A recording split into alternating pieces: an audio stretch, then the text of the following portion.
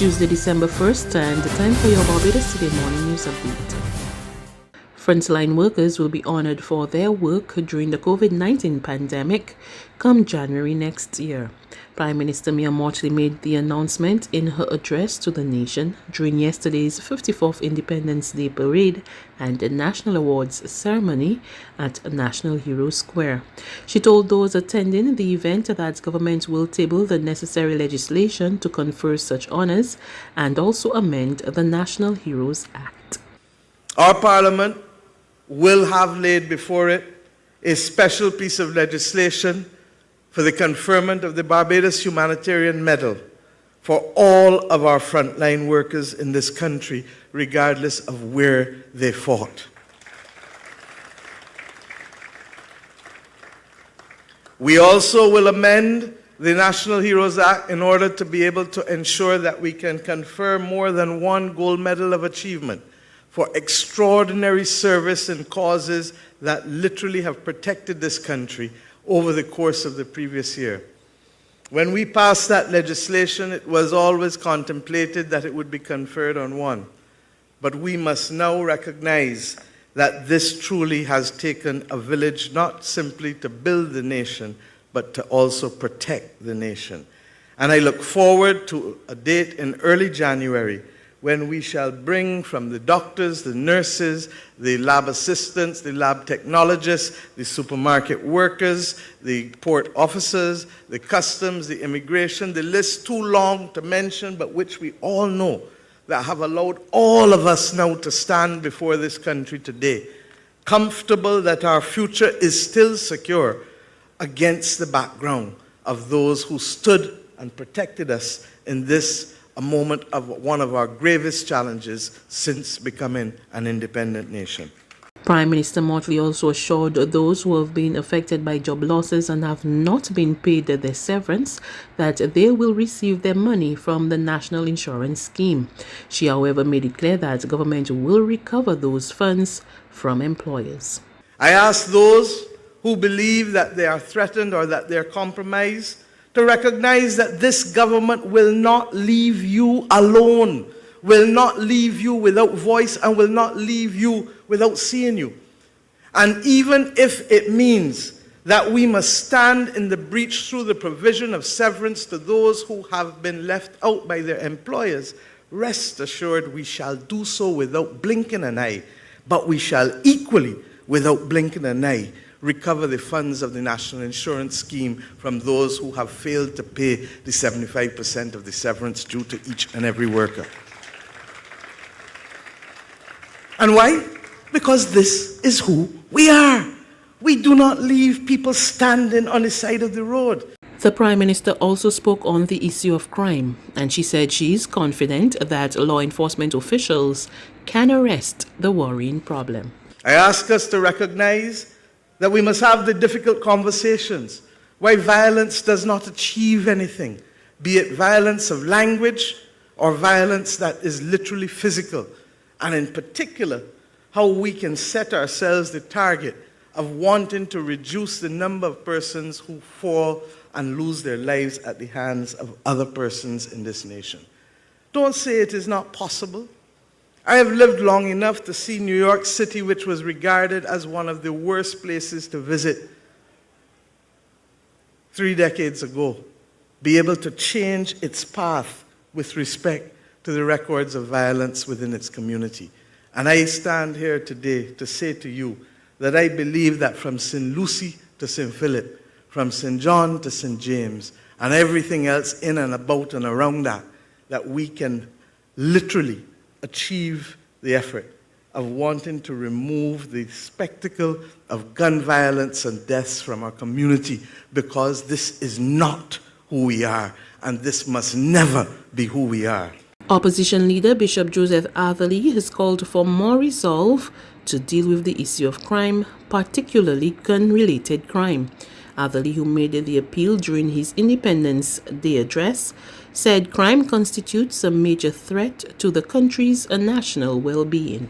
Though this must not be made a matter that is politicized, it is within the context of the political process and policy formulation, of course, that economic, judicial, legal, Community-related and family-oriented initiatives must be birthed and imbued with such efficacy that there's a concerted and cohesive national effort to wrestle this mushrooming problem to the ground.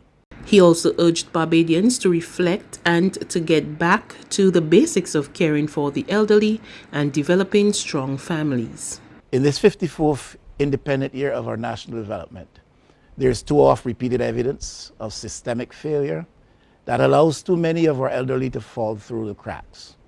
We lament the incapacity of the state to adequately provide for this community where needed. We regret the equal incapacity of the church and other NGOs to address more robustly and consistently the problems attaching to this community. We abhor the persistent twin evils of abandonment by family members and the abuse of this group in various ways by those they trust or those upon whom they are of necessity dependent. A pause for thought suggests that the viability of the family unit is under threat.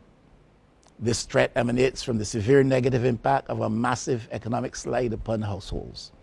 It emanates from a perceptible deterioration in the moral fabric of our country and in the rising tide of alternative lifestyles borrowed from foreign cultures. These threaten the moral life of our nation and imperil our value set as a people. We must be sustained in the view that the family is the foundational unit of our society. Anything which imperils the institution of the family, therefore, potentially undermines our communities and our nation.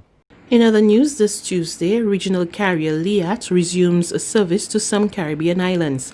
The first commercial flight took place yesterday from Antigua to Barbados. More in this report from ABS News. The airline will take to the sky 6 times daily for the next 2 weeks, transiting passengers among Antigua and Barbuda, Dominica, St. Lucia, St. Vincent and the Grenadines, Grenada and Barbados. The majority of LIAT's passengers Monday boarded at St. Vincent and the Grenadines, as well as Barbados as they travel to their respective Caribbean destinations. The time, 8:55, and the iconic blue tail, LIAT, the Caribbean airline, is once again soaring through the skies. The airline's return, however, comes at a cost. Staffing has been significantly reduced.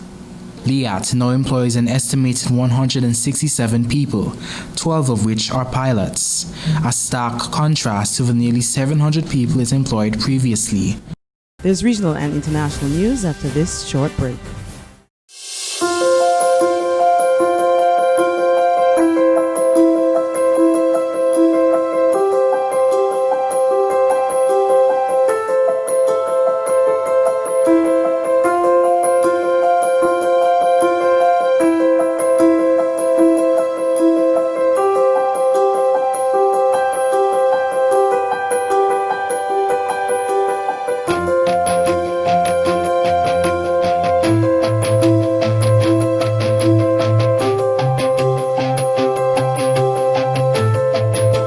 Barbados Today, news you can trust.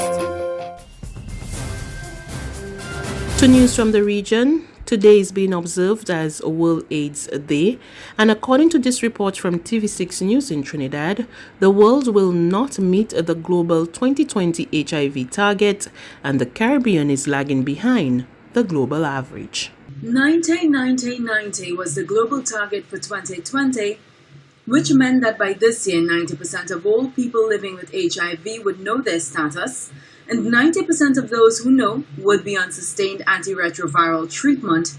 And finally, 90% of those receiving that treatment would have viral suppression. Worldwide, that has not happened. In 2019, there were 330,000 persons in the Caribbean living with HIV. The region is close to the 82% global average for people who know their status and are on treatment at 81%. However, the largest gaps are in relation to testing at 77% in the Caribbean versus 81% globally, and viral suppression 80% versus 88% respectively. The overall gap to reaching the 90 target accounts for 75,000 people. According to Deneen Moore, who works with HIV persons in Guyana, COVID-19 has challenged the confidentiality aspect. Because social distancing due to COVID-19 you have to state the reasons for you go to the healthcare setting, and so that has resulted in having to shout, and obviously this creates a barrier to accessing healthcare. In addition to that, there are some people who have been unable to access treatment for various reasons, including timeliness and availability, being attributed to the pandemic. And on the international front, COVID-19 has had a profound effect on people living with HIV, so says the head of the World Health Organization, Dr. Tedros Ghebreyesus, who revealed that the increased risk from the pandemic for people living with HIV is compounded by disruptions in treatment.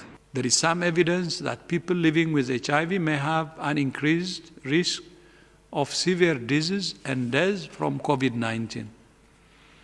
This increased risk has been compounded by disruptions to treatment for people living with HIV. In a WHO survey of 127 countries earlier this year, more than a quarter reported partial disruption to antiretroviral treatment for people with HIV. However, with support from WHO and the work of health and community workers, the number of countries reporting disruptions in HIV services has declined by almost 75% since June. This is a good news. Only 9 countries are still reporting disruptions, and only 12 report a critically low stock of antiretroviral medicines. That's news. But for the very latest, visit us at www.barbadostoday.bb. You can also subscribe to our e-paper, email updates, or like us on Facebook, and sign up for our breaking news alerts via WhatsApp. We're also on Izumi Media in bus terminals, as well as screenplay at supermarkets and gas stations near you. And you can also hear us on Mix 96.9 FM and Capital Media HD 99.3 FM.